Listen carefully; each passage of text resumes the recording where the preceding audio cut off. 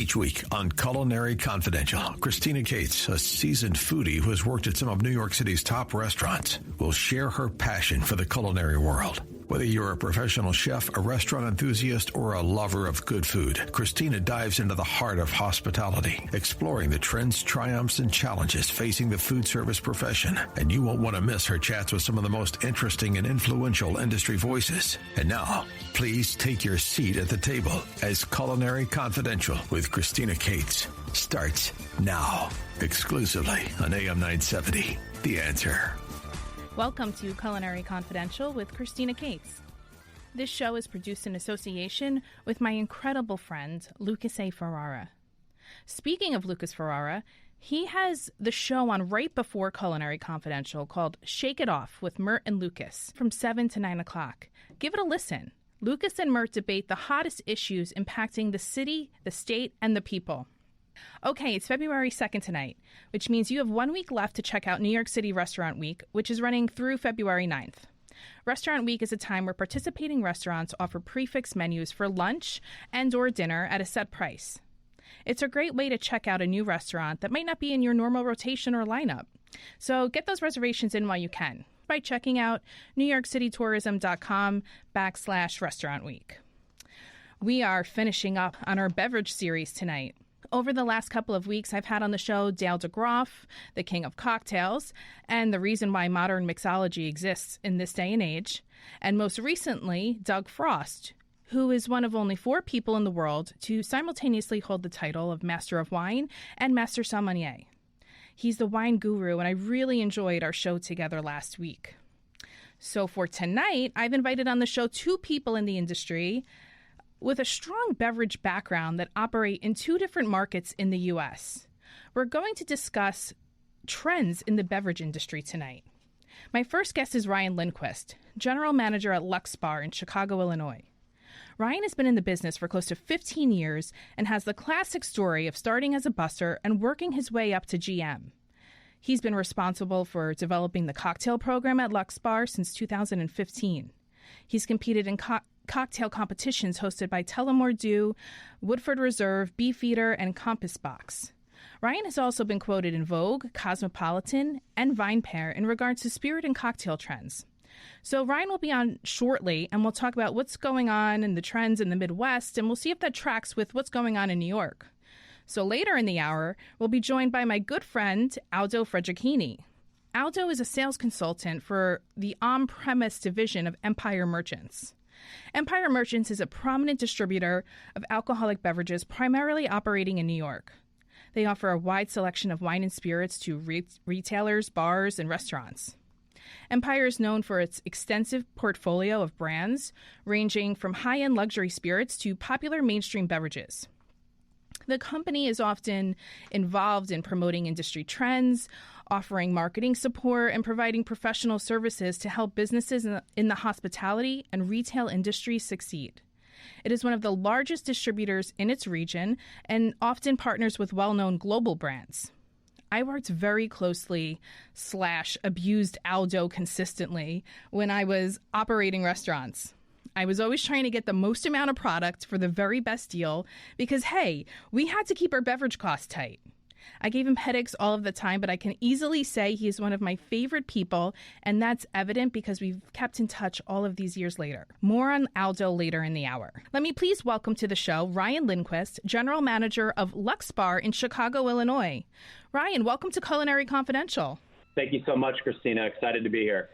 So let's talk Chicago. You operate a highly successful restaurant there, and I know that you are out and about a lot. What are people in the Midwest drinking these days? The people in the Midwest are very curious, very self-educated. The restaurant that I operate is a quintessential neighborhood bar. We get, high volume of people ranging from, infants to 90-year-olds. So a vast demographic of people coming in, and everyone seems to have an understanding of what they want when they come in, and also excited to see new and exciting trends that we're putting on the menu. So let's talk about those seasonal cocktail menus. When you're creating those menus, what does that process look like? Like, what are you looking for when you're building the cocktail program at Lux Bar? Throughout the year, we're always listening to what our customers are ordering, whether it's base spirits, flavor profiles, and we go into development taking that feedback from our customers and working around cocktails that everyone knows and loves. Mm-hmm. We like to start with a classic cocktail, whether it be a margarita, a gimlet, and approach it with what I call the Mr. Potato Head method. Oh, tell me about and that. That is taking pieces and flavors and kind of removing them and adding them. So take a margarita, for example. You have tequila, an acid, which is lime juice, and a sugar, which is triple sec. And finding different flavors or acids that we can use and manipulating the drink so that at the core, it's still a margarita, but we've evolved it with unique flavors, a unique tequila, to bring something special to our customer. You know, that's so clever. I've never thought of the Mr. Potato Head method, but that makes a ton of sense. Like, you're keeping the base, but you're removing things, mixing and matching to see what works. Did you come up with that? It was passed along to me from someone else, so I can't take full credit, but it's something that has been in our arsenal for quite some time and has proven to be very effective. Wow, I'll never look at a Mr. Potato Head the same way again. All right, so I don't know if you've heard of this saying before. I mean, you mentioned the word curious a few minutes ago, but there is something going on right now called the sober curious movement, where young people, Gen Z, millennials even a little bit, even college-age people, they're looking to not completely abstain from alcohol, but are certainly more focused on health and wellness and looking to just overall drink a less amount. How do you incorporate that kind of scene into what you're doing at Lux Bar? So this is something that I will admit we are just kind of getting to the following the trends for the sober curious movement. It is something that I felt over the past couple of years we did not have all of the tools to execute on the sober curious movement. But in the past few years, there's been some brands that have really rallied around and created products that make it efficient. Okay, like for what? Bars to execute on this promise to our customers. Before, it was a lot of work in the background, whether it was bar prep, making special juices, making special syrups, which take time and planning. Yeah. But companies like Seedlip and Liars and Ritual are now putting a concerted effort to having items that mimic what the consumer sees in some of their favorite cocktails, and it makes it easier to execute for our customers in the middle of service. Do you have a mocktail menu available for guests when they come in? So we actually recently finished our development for what will be our first zero proof cocktail section on the menu. So what the customer is looking for is they are looking for a dedicated section, not something that's buried in the back of a menu, but something that's at the forefront that says these are curated, thought out recipes and cocktails that are going to taste and mimic what a cocktail looks like.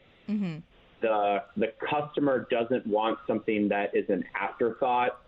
When they're sitting at the table, they want to feel like their cocktail mimics what their friend is having, whether, being a zero proof or non-alcoholic drink, however you like to refer to it, so they can feel a part of the experience while they're out dining. Absolutely. And I only ask because I seem to drink a considerable amount less than I used to. And I have a lot of friends that just don't seem to drink anymore for no other reason except they just like to wake up and feel good. So I am curious about that because I do go out a lot and sometimes I don't want a sparkling water. I want something with a little more flavor.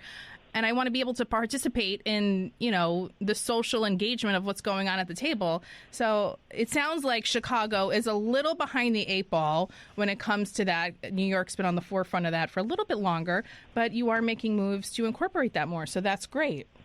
So I want to talk about things that have been trending heavy over the years.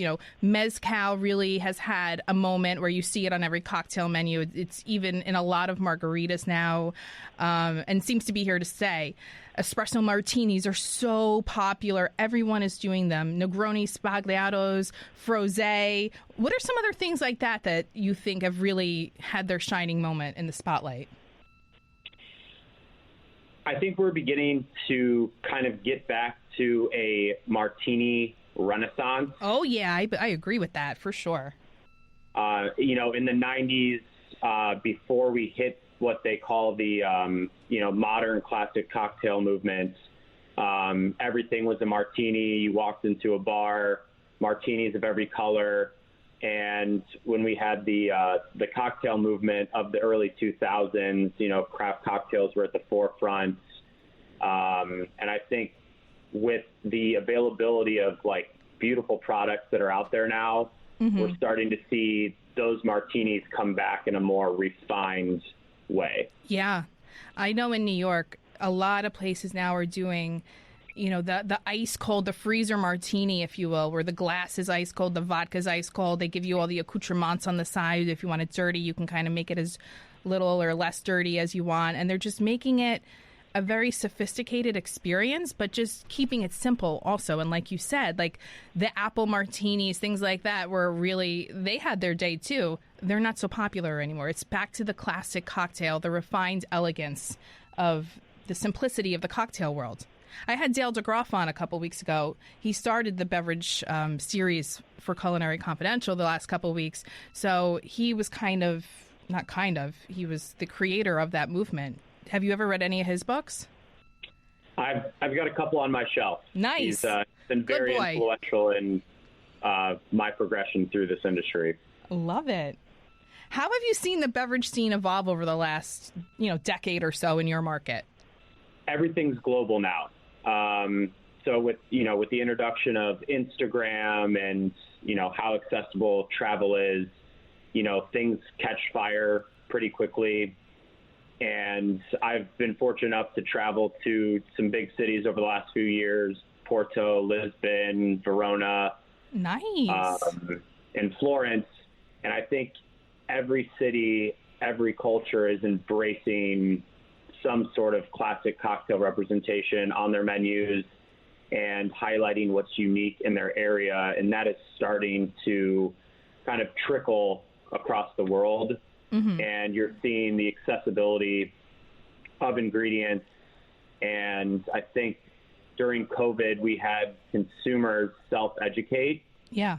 And they're help driving trends. And I think bars and restaurants are listening to the consumer and adapting to their needs. When I was in Italy, I got a little taste of a Hugo Spritz. Oh, yeah. Very trendy. Have you ever had one? Yeah, with the elderflower, the Saint Germain. Elderflower, Saint Germain. So products that are already accessible in bars. And I came back to Chicago, and no more than a month later, I heard customers just ordering the Hugo Spritz off menu, deciding that's what they wanted.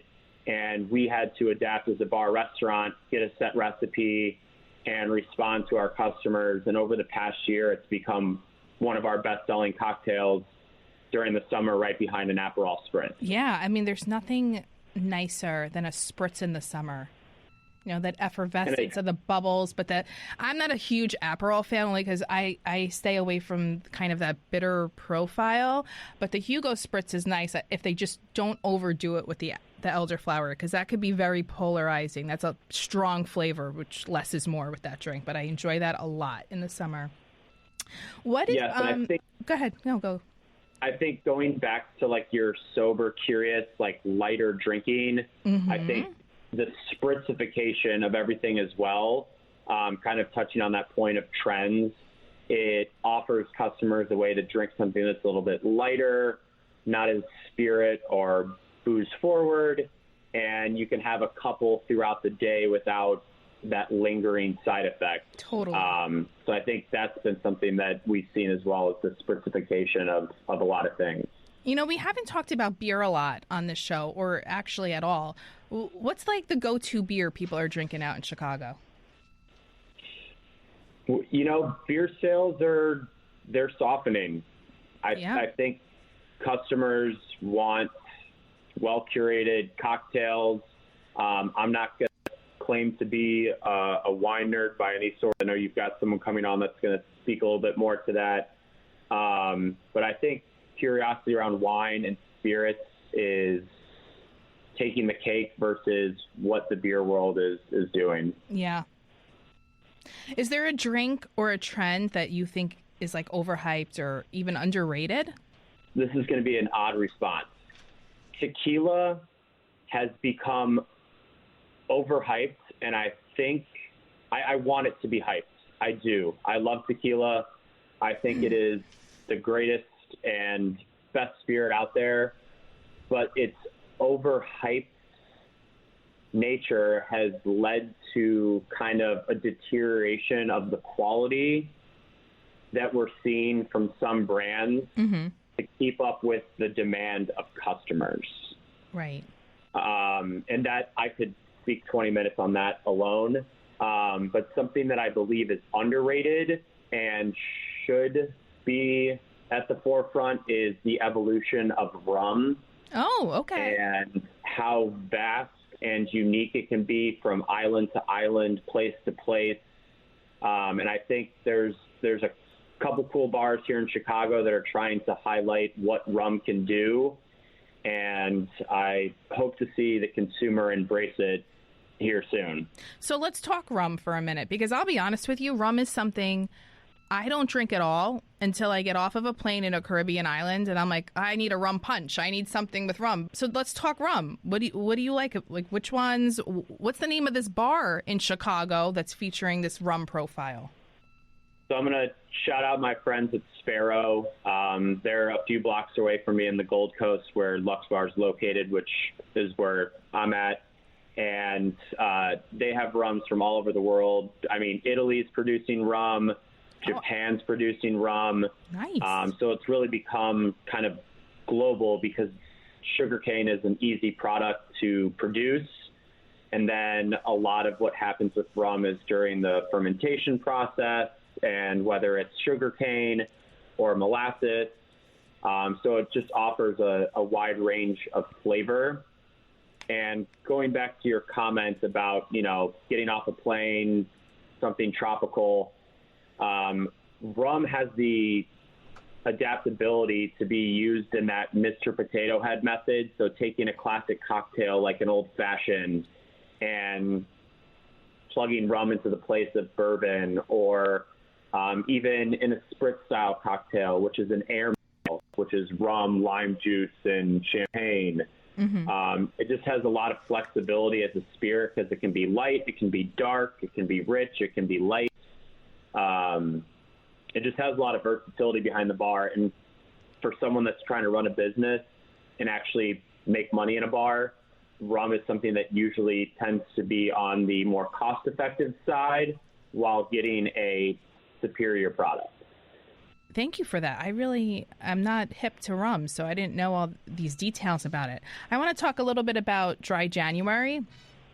Did your customers really engage in it and commit to it and stick to it?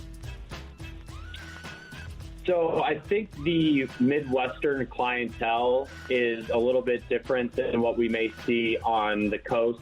You know, I think Midwestern people don't embrace Dry January as heavily as the people on the coast.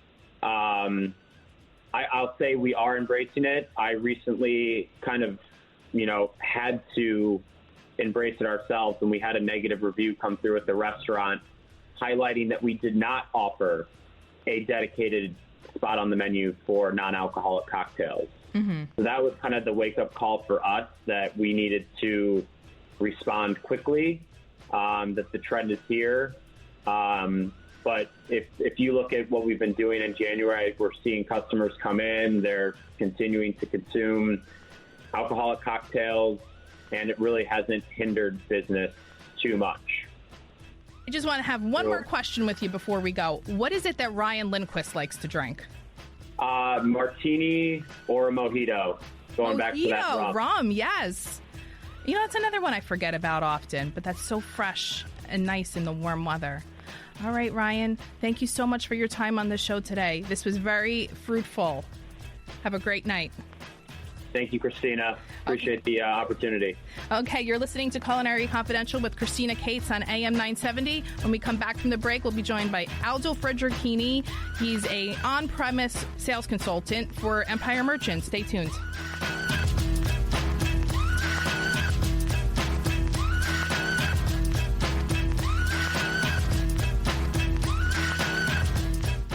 Over the last 30 years, Newman Ferrara, a New York City law firm, has evolved into a national practice focused on real estate, commercial, litigation, civil rights, class actions, and other complex litigation, representing many of the city's largest property owners, managing agents, and thousands of tenants. Newman Ferrara handles some of the nation's most significant class actions and civil rights matters. Newman Ferrara at 1250 Broadway in New York City. Go online to newmanferrara.com.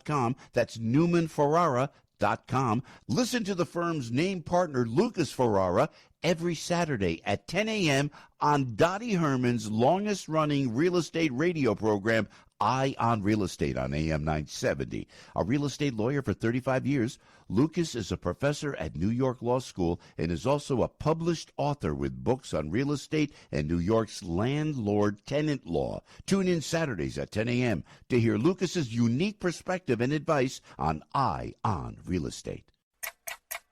Welcome back to Culinary Confidential with Christina Cates on AM 970. The Answer.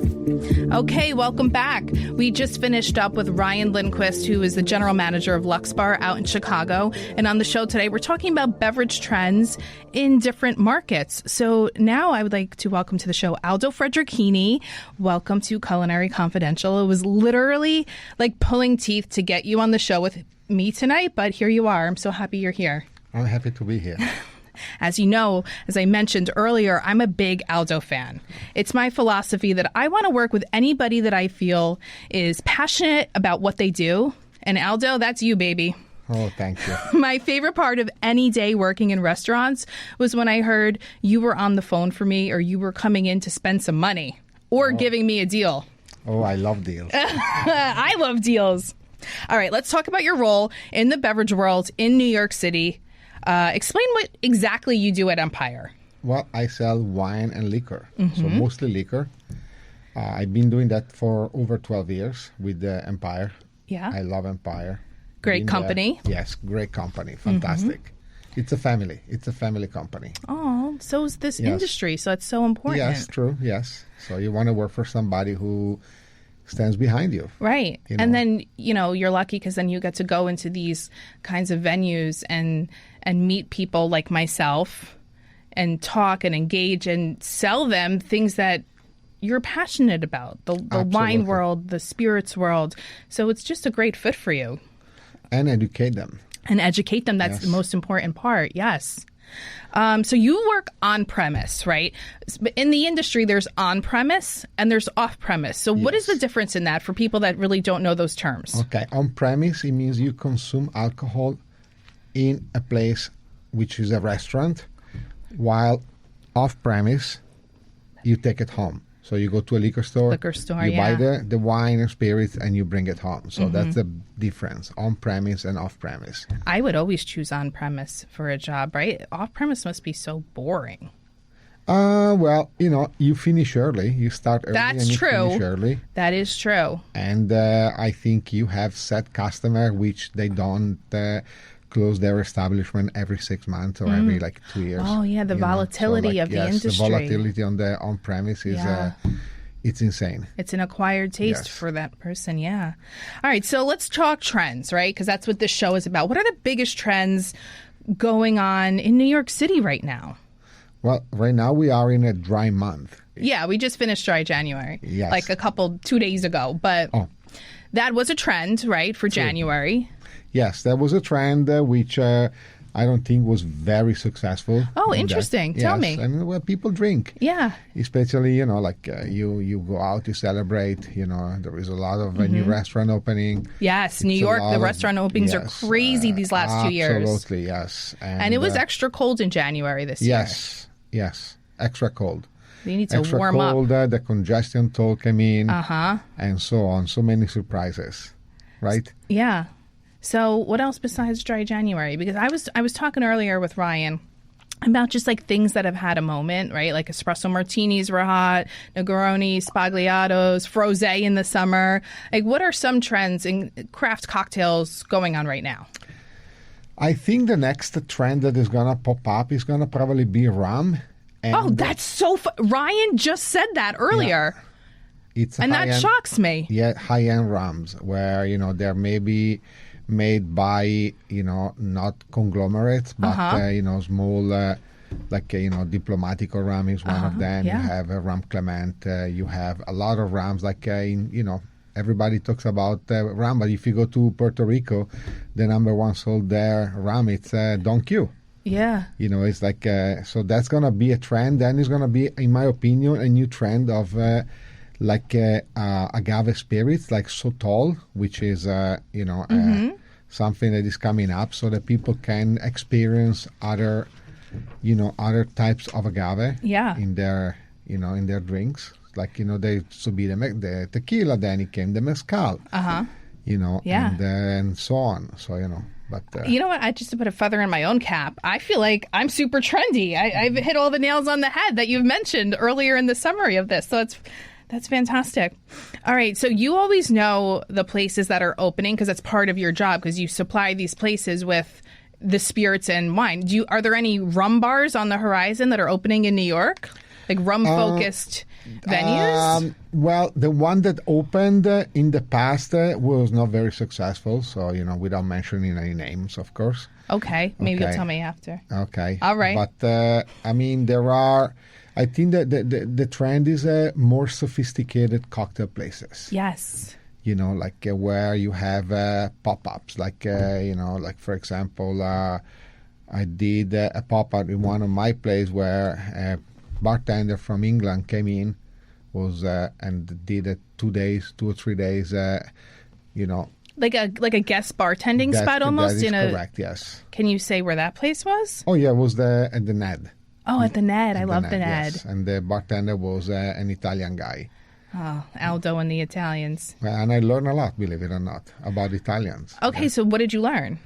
Well, I was being told that Italian, they leave the country because they're not fully appreciated in Italy as mixologists and bartenders. Because it's so wine heavy there? It's no, it's wine because culture? I think that Italians in general, they're not into, compared to here and the rest of the world, they're not really into going out and having cocktails and stuff like that, unless, of course, you're in Milan or Rome. Yeah, and then they're very spritz heavy there. But, yes, very spritz heavy, yes. So when they leave the country and they go, like, for example, there was the Spanish cocktail place called Sips that was by an Italian. So, when you look in all these, high-end cocktail places, there is somebody that it's behind the scenes that is from Italy, believe it or not. Wow. Yeah. Because they come here. That was very here. surprising for me. Very surprising. Yeah. What are some venues you like to go to in New York? And don't just tell me ones that are your accounts. Some venues that I like to go. Yeah, where you're like, I really just want like a sexy, well-made cocktail. I'm going to go here on a Friday night or Saturday night or whatever. Thursday night, the best night to go out in New York. Almost everywhere, believe it or not. I know. I like to experience. Yeah. I don't have a favorite one. Like, I go, I try, and even if I like it, I want to try something new. Yeah, you know what? I'm actually like that a lot too. But when I do find a favorite, I'll go like 2 or 3 times in a row. Plus, I live outside the city. Remember that. I know. So What I find so funny about Aldo is he drives into the city, but then you have, what's your little vehicle you scoot around in? my bicycle. Your bicycle. He brings a bicycle with him every day. Yeah, true. Parks his car, takes it out of the trunk, and scoots around New York to all of his accounts. That is correct, yes. See, I remember these things. Best is the best to go around in New York City. Are there specific neighborhoods or areas in New York City leading the cocktail trends?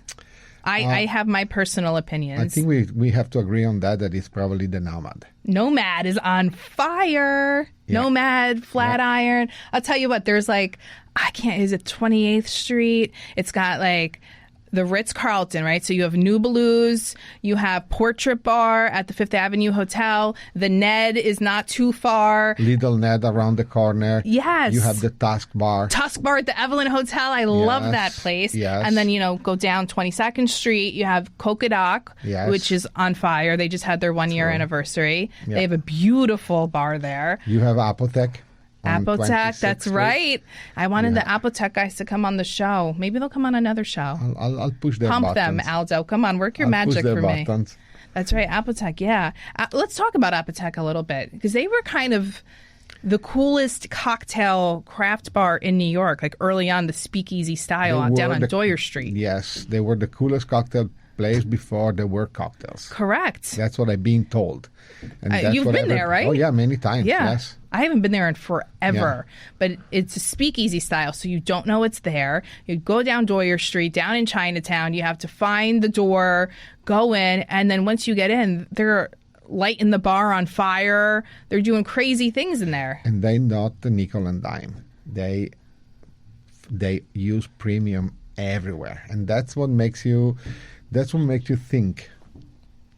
You know, like when you go into a place and you see somebody uses like a $7 tequila, what are Yeah. they gonna buy in the kitchen?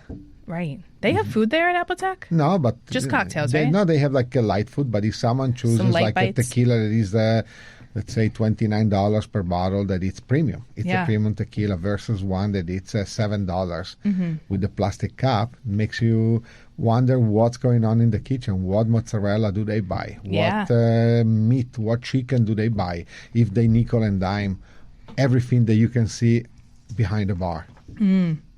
So to continue on our trend conversation here, I've seen there's a lot of emphasis now on umami flavored cocktails. Are you seeing that as well? And not in my places. No? No. What are some of your places? Oh, you can't. You're not going to say. You're not going to say your places, right? No, I'm not. Okay. All right. You never know. You never Yeah, know. I know. I asked Ryan this question because I haven't talked about this on the show at all, but beer. Like, are beer sales down in New York? Because he said the Chicago consumer is really moving away from beer and getting more into the specialty cocktail arena. I probably don't know. I mean, I read data that Yeah. comes in from what's the Nielsen, whatever it is. So that's what I've been reading, and the beer sales are down, but they were up last year. That's what I. Oh, they were? That's what I was reading. So I'm not a beer fan. I would have a hard time doing a show about beer, to be honest with you, because I don't know much about it because I do not like to drink it at all. I like Blue Moon. Oh, Yeah, that's my favorite to go to. not a Peroni? Come on. You're an Italian stallion. No, I You like don't drink an Italian I like beer? citrusy. I like citrusy beers. Okay. So I like citrusy and Trappist beer. All right. So you carry Trump wine, Donald Trump's wine. That's one of the wines you carry at Empire. Can you tell me a little bit about the flavor profile? I wouldn't know. You I didn't never drink tasted it. You never tasted it? I do. My company do sell it. Yes. My company do sell it, but it's not even on my book. It's on on okay. another division book. It's on the wine division book. But I got a few customers that buy it. They like it. Yeah. They're buying it. They buy it Upper East Side restaurants. Wow. Did you go to Chez Fifi on the Upper East Side? No, You didn't go there? Oh, that's my new favorite restaurant in New York. really? Yeah, I guess they're not buying the Trump wine if you didn't. No, but we work with assigned customers. Oh, yeah. So like if someone request me, then I can work with them. If someone has already a representative from my company assigned to it, it's a difficult process. We have a union. Right, of course. We have a union, so. All right, so how are New Yorkers' drinking preferences evolving, like compared to previous years? Well, for sure, they are evolving in quality. Big time, yes. They expect a better product. Yes, I see. Not necessarily like they're really expensive bottles that are, but I see that they're evolving in, like they rather spend a little bit more if they know that there is quality behind it. Right. And that's a trend that is being, present for the last couple of years, 2-3 years, especially after the pandemic. I think the people during the pandemic, they thought, hey, you know what? Today we're here, tomorrow we don't know. Correct. Let's drink good things or not drink at all. Let's celebrate every day like it's it's the last. Day. It's a special day. Oh, I love that. They go out and they rather spend a cocktail that it's $25, but even in ingredients, like you see more truffles out there. You see more like caviar dollops on everything, even in martinis. Yes, I see people, they're like, hey, let's go. We're going to go and eat lobster. Even on the menu, you see that stuff is a little bit more evolved where, there are a lot of more high-end ingredients that, that they weren't as popular before. Right. So that's what I see. I mean, I'm in and out of restaurants. I know, but that's what I'm saying. If anyone knows what's going on in New York and has their finger on the pulse, it's you. Yeah. You're in all the new openings. You're in some of the older places. Like, you're in everywhere. Yeah. Every day. It's your job. Especially, I see a lot of companies up there, a lot of wine and liquor companies that they're up in their game. So they're, kind of dropping a little bit the lower end and investing more in quality, sustainability. Sustainability is huge. Yes. I talked about that last week with Doug Frost when we did the wine episode. Yes. But even Dale DeGroff, when I had him on a couple of weeks ago, when he talks about just like upping the game in the industry, like he's the one that kind of started utilizing the fresh ingredients in his cocktails and moving away from sour mixes and things like that were really big in like the 60s, 70s, and back in the 50s after the war. So yeah, rising tide lifts all boats. But Aldo, we're going to head to commercial breaks. Don't go anywhere. I'm not done with you yet, please. Okay, you're listening to Culinary Confidential with Christina Cates on AM 970 The Answer. Over the last 30 years, Newman Ferrara, a New York City law firm, has evolved into a national practice focused on real estate, commercial, litigation, civil rights, class actions, and other complex litigation, representing many of the city's largest property owners, managing agents, and thousands of tenants. Newman Ferrara handles some of the nation's most significant class actions and civil rights matters. Newman Ferrara at 1250 Broadway in New York City. Go online to newmanferrara.com. That's newmanferrara.com. Listen to the firm's name partner, Lucas Ferrara, every Saturday at 10 a.m. on Dottie Herman's longest-running real estate radio program, Eye on Real Estate on AM 970. A real estate lawyer for 35 years, Lucas is a professor at New York Law School and is also a published author with books on real estate and New York's landlord-tenant law. Tune in Saturdays at 10 a.m. to hear Lucas's unique perspective and advice on Eye on Real Estate. Welcome back to Culinary Confidential with Christina Cates on AM 970, The Answer. Okay, we're back. I have on the show with me now Aldo Fedrighini, who's the on-premise sales consultant for Empire Merchants in New York City. He's got his finger on the pulse of everything spirits and wine related. So, Aldo, welcome back. Thank you. Nice to be back. Before the break, we were talking about trends in the restaurants and cocktails and whatnot. I want to talk about the Surgeon General warning that recently just came out about the pitfalls of drinking and how it can lead to, I think they said cancer or something, right? Can you talk a little bit about that? Yeah, I can talk about it. Let's talk about it. Well, first, the question I would ask is who paid this guy to say that? I mean, seriously. There are so many other things that causes cancer.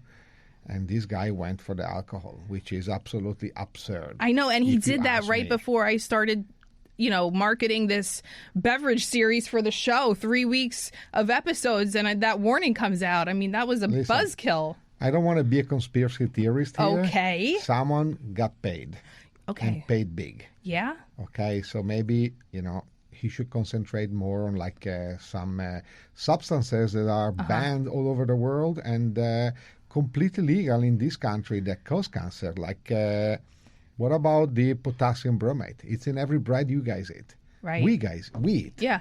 It's in everything. Everything. All what those, about the red dye? Preservatives, yeah. Red dye, number all 40. These colorants and stuff like that, the salmon. Let us have tequila. Absolutely. Yeah.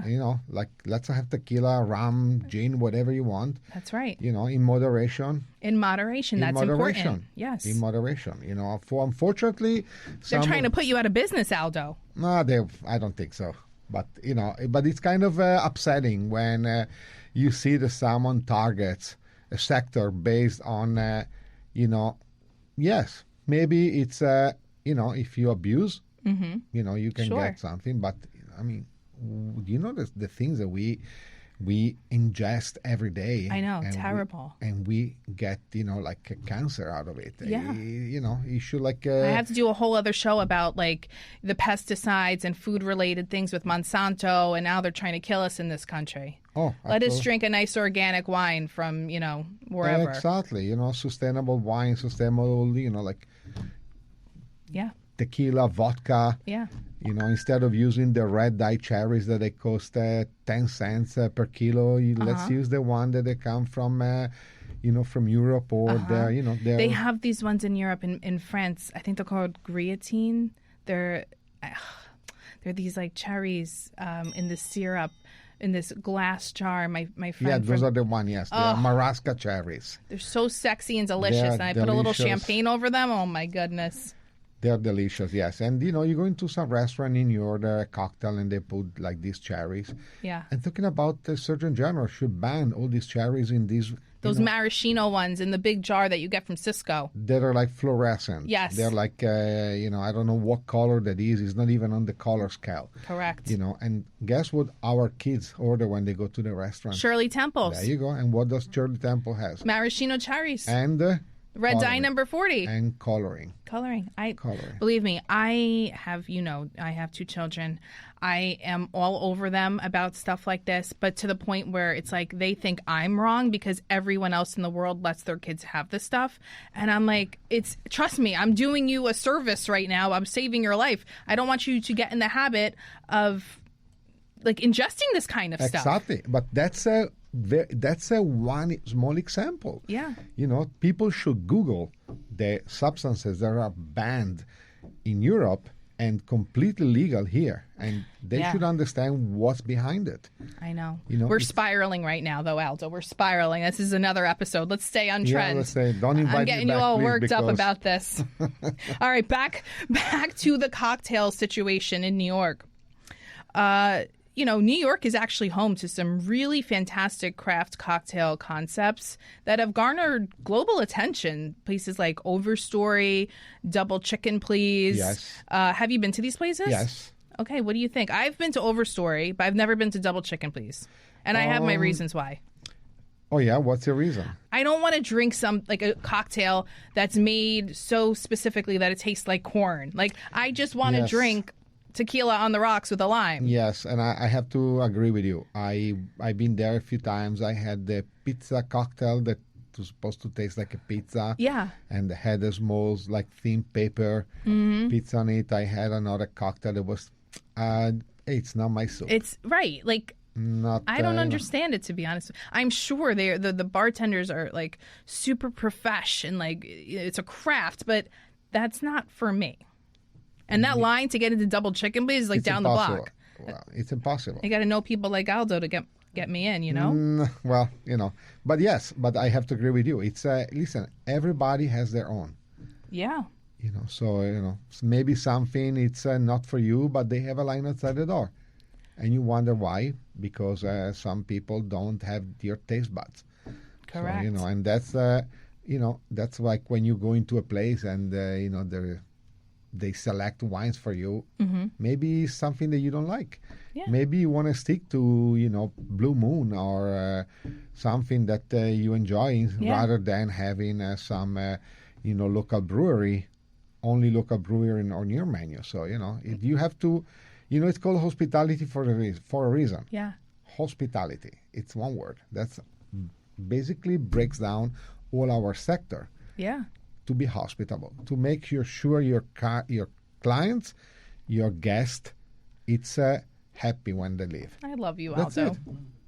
What's the number one request you're getting from beverage managers that are ordering for their establishments, whether it's wine or spirit driven? What do you mean number one request? Be more specific. No, just like what's like the number one thing that they want to see more of, that they want to order more of because it's selling so much? Usually, most of that, they want to expand the high-end sector in their bar. So they want to expand like their... like the Japanese whiskeys? No, not necessarily in Japanese whiskey, but yes, that's an example. Or they want to expand maybe more of the scotches. Okay. They want to expand more on the high end. So instead of we have 10 different scotch bottles behind the bar, but we want to add the one that are a little bit more high end, like maybe 18 years old, maybe 21 years old, and so on. Something that is not way overpriced, and it tastes good. So, that's what they want. They want kind of expand, give the possibility to some of their guests to splurge a little bit. So let's talk a little bit about wine, because that is part of a beverage trend. There seems to be an emergence of unconventional wine regions that consumers have a desire to try. Do you agree with that? California cabs, things like that, they've always had a mainstay on a wine list, but there does seem to be a special place for these more obscure wines. Are you talking about orange wines? Anything like that, yeah. If that's your cake, eat it. Eat it. That's not your cake. Not my cake. No. There is a reason why in my opinion, in my humble opinion, there is a reason why that, people like to drink California cabs and they like to drink. Because they're good? Because they're good. I like them too. They are enjoyable. You don't need to have a degree. Yeah. And do a 2-hour video course to understand why, an orange wine is an orange wine. Yeah. And plus, hey, not my cup of tea. Yeah. I respect them, and some people they want to, you got people that are, vegan out there, and then you have people that are carnivore. Right. I respect them both. Again, in my opinion, everything in moderation. In moderation. I have one last question before we end our segment together. The consumer demand is shifting towards healthier, more functional drinks, with sugar-free options being a major trend. Do you see this being accommodated in bars and restaurants? Yes, I do. Like low sugar, or especially ingredients that are replacing refined sugar for, sugar cane. Yeah. And stuff like that. Yes, I see it. What about the RTDs, the ready-to-drink type things in the can? Well, yes. They've always had sugar-free Red Bull behind the bar to do vodka there is Red Bulls. a new one coming out every day. There is. The market is so saturated. There is a new one coming out every day, and yes, maybe but it depends. Again, you gotta go with the one that people like the most. Yeah. So. I love you. Thank you for coming on the show tonight. My pleasure. You're going to be back. You don't want to, but you're going to be back. All right. That's Aldo Fedrighini, on-premise sales consultant for Empire Merchants. Thank you for listening to Culinary Confidential with Christina Cates, Sunday nights at 9 p.m. on AM 970 The Answer. And thank you to my trendy guests this evening, Ryan Lindquist and Aldo Fedrighini. On next week's show, we're talking about Michelin-starred restaurants with Ellen Hunter, just in time for Valentine's Day. She's inviting on the show Nadav Greenberg. He's the chef and owner of a Michelin-starred restaurant, Shimone? I have to check with her on how to say that, in New York City. Culinary Confidential is now streaming on all major platforms: Spotify, Apple, iHeart, YouTube, Amazon, and Audible. That's the show. Thanks for listening and have a great night.